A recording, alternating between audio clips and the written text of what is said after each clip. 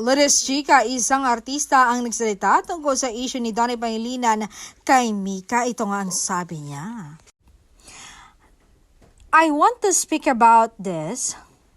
Please people, huwag kayong maniwala. If you all are really a Don Bell fans, maghihintay kayo na mag-speak up ang Don Bell. Ogie Diaz, marami na yan past issues about paninira ng kapwa niya artist.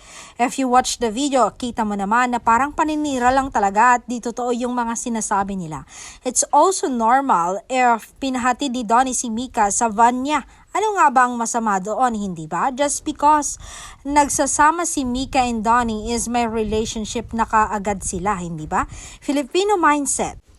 Close friend ng Don Bell Sia, Bini Mika, kaya magkasama sila. And for this four na nag-post ng kung ano-ano at kung ano-ano yung sinasabi, clearly kayo na nagsabi ng galing chismis lang yan. Nasa video na sinasabi nyo na galing sa kapitbahay.